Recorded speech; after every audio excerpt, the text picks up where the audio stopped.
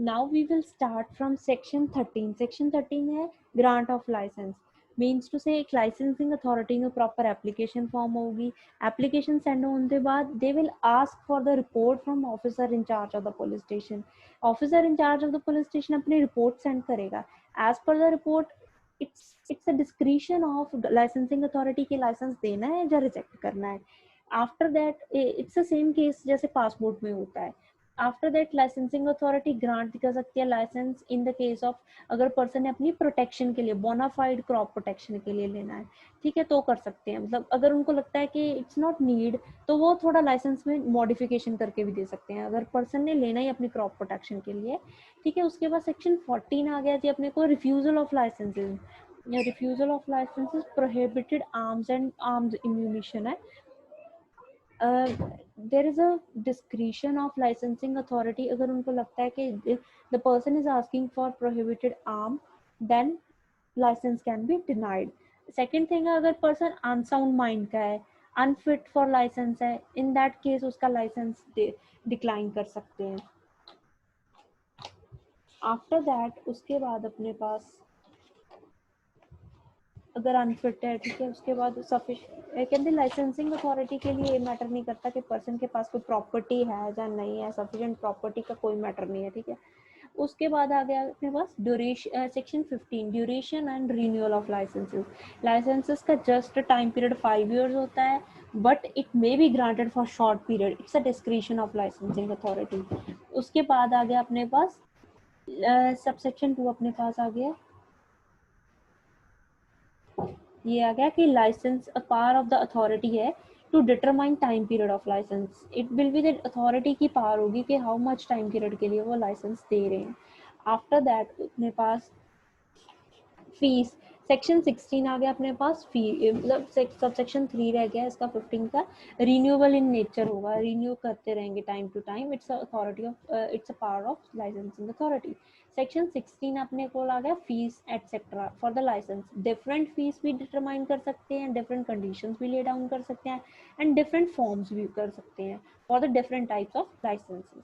Then section 17 आ गया अपने को variation suspension and revocation of the licenses. It's a power of licensing authority किसका लाइसेंस रिवोक करना है, किसका सस्पेंड करना है एंड किसके लिए they have to do vary the terms.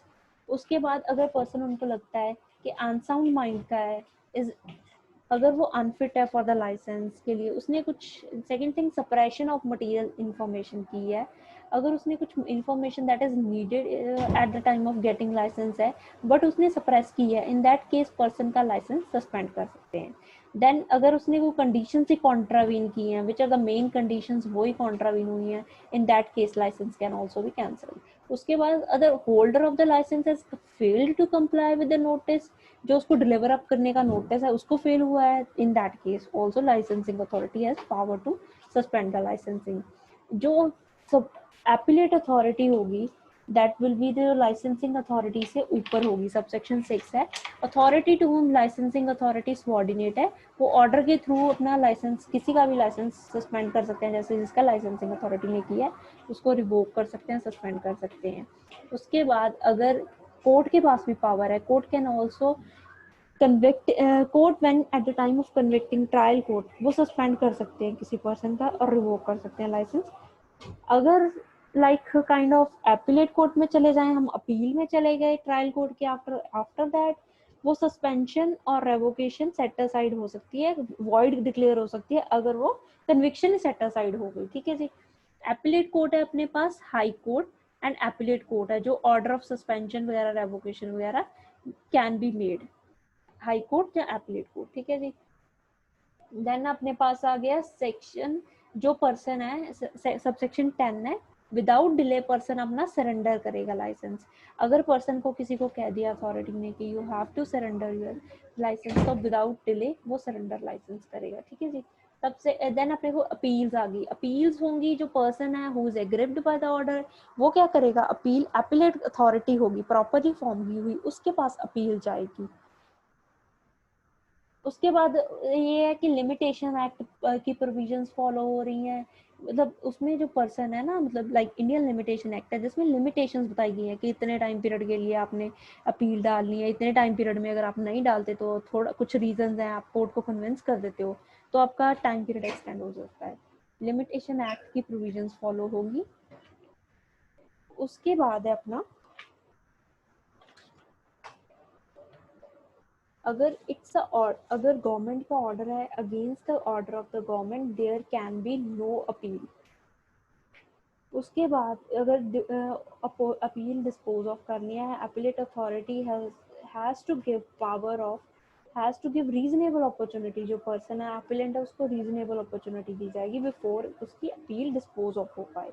And जो अपीलेट अथॉरिटी है उसका ऑर्डर भी फाइनल होगा, उसको आप ऑर्डर को चैलेंज नहीं कर सकते। लाइक अपीलेट अथॉरिटी के ऑर्डर को आप आगे नहीं चैलेंज कर सकते, इट इज फाइनल। देन अपने को चैप्टर 4 आ गया power and procedure. Power and procedure में है section 19, power to demand production of licence. कहते हैं कोई पुलिस ऑफिसर और any other person specially empowered in this behalf by central government demand कर सकता है किसी पर्सन के लिए, किसी पर्सन से कि आपके पास ये आर्म है, आपके पास क्या इसका लाइसेंस है, कैन यू शो मी। अगर वो पर्सन शो कर देता है इट्स ओके, अगर वो पर्सन शो नहीं कर पाता तो ऑफिसर के पास पावर है, वो उसका जो आर्म है म्यूनिशन है सीज कर सकता है।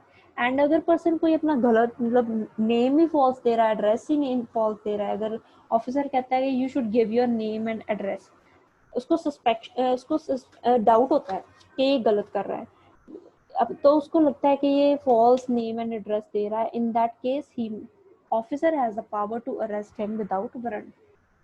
Then section 20 आ गया, arrest of persons conveying arms etc under suspicious circumstances। अगर कोई पर्सन अंडर suspicious circumstances कोई आर्म्स वगैरह लेके जा रहा है, इन दैट केस अपने पास मैजिस्ट्रेट है, पुलिस ऑफिसर है, अदर पब्लिक सर्वेंट है, और एनी पर्सन एम्प्लॉयड और working upon a railway aircraft vessel vehicle any other means of convenience, उनके पास पावर है, they can arrest that person. Then अपने पास आ गया सेक्शन 21। सेक्शन 21 में है हमारा deposit of arms. Deposit of arms etcetera on possession ceasing to be lawful. Like person को लगता है कि लॉफुल पोजेशन नहीं है, officer in charge of the nearest police station को आपने दे देना है। अगर आपके पास उसकी लॉफुल पोजेशन नहीं है, सीज होगी lawful possession, time period expire हो गया, इन दैट केस अपने officer in charge of the police station को अपना जो अपना आर्म है उसको दे देना है, officer in charge of the police station, या लाइसेंस्ड डीलर को भी दे सकते हैं। और अगर कोई मेंबर ऑफ आर्म्ड फोर्सेस है इन दैट केस वो यूनिट आर्मरी को दे देगा। Unit armoury means armoury in a ship और एस्टैब्लिशमेंट ऑफ इंडियन नेवी। ठीक है जी। उसके बाद अपना आ गया नेक्स्ट सबसेक्शन 2। अगर आपने डिपॉजिट करा दिया उसके बाद आपके पास राइट है, उसके पास आपके मतलब before the expiry of the period आपके पास राइट है कि आप उसको वापस ले सकते हो। ठीक है जी। टू डिस्पोज और अथोराइज द डिस्पोजल और anything so deposited by sale और अदरवाइज। अगर आप वापस नहीं लेते तो इट्स द पार, अगर आप उसको प्रॉपर टाइम पीरियड में वापस नहीं लेते तो वो गवर्नमेंट फॉरफिट कर लेगी, गवर्नमेंट के अंडर आ जाएगा।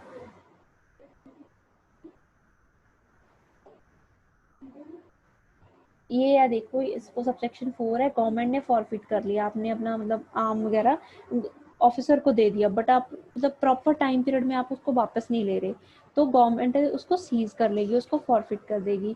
और आफ्टर दैट उसको सेल करने से पहले it's a duty of the magistrate, उसको मैजिस्ट्रेट क्या करेगा, उसको डिपॉजिटर और उसका अगर इन द केस ऑफ डिपॉजिटर की डेथ हो उसके लीगल रिप्रेजेंटेटिव को मैसेज देगा भी आप do you want it to be forfeited by the government or do you want to take it back। within 30 days government decide करे, मतलब जो डिपॉजिटर है वो डिसाइड करेगा, जो उसका एलआर डिसाइड करेगा। ठीक है जी। सेक्शन 22 आ गया search and seizure by magistrate. Then अपने पास आ गया सर्च एंड सीजर की पावर है, search and seizure by magistrate. ठीक है। Whenever any magistrate has a reason to believe कोई पर्सन किसी अनलॉफुल पर्पस किस लिए किसी एरिया में रिजाइड कर रहा है, उसके लोकल यूरिस्डिक्शन के एरिया में, उसके पास कोई आर्म्स है, एम्यूनिशन है, एंड सेकंड थिंग उससे पब्लिक को डेंजर है, पब्लिक सेफ्टी को, पब्लिक पीस को डेंजर है, उसके पास ऐसे आर्म्स है, इन दैट केस वो अपना रीजंस रिकॉर्ड करके ना उस प्लेस की, उस पर्सन की सर्च कंडक्ट कर सकता है। And second thing every search that will be conducted by them in the presence of magistrate, ठीक है जी, और बाय और in the presence of some person जो स्पेशली एम्पावर्ड है, ठीक है जी। उसके बाद सेक्शन 23 अपने को आ गया, search of vessels, vehicles and arms. Magistrate है, पुलिस ऑफिसर है, any other person specially empowered in this behalf by central government, उनके पास पावर है, कोई भी वेसल है, व्हीकल है जिसमें आर्म्स वगैरह हैं, वो उसको सर्च कर सकते हैं, ठीक है जी। 24 आ गया अपने पास, search and detention under orders of central government. Government central government के ऑर्डर के under search can and detention under the orders of central government, ठीक है। Central government may at any time notwithstanding that such person is entitled by virtue of this act और any other law for the time being in force, उस place की, उस person की seizure and search detention कर सकते हैं, ठीक है। 24 ये आपने क्या गया, prohibition as to possession of notified arms in disturbed areas.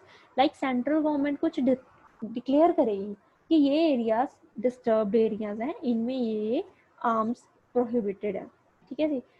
Specify the limits करेंगी, सेंट्रल गवर्नमेंट के पास पावर है, ऑफिशियल गैजेट में प्रॉपरली वो स्पेसिफाई करेंगी कि ये लिमिट्स हैं, इस एरियाज में ये आर्म्स नहीं लेके आने।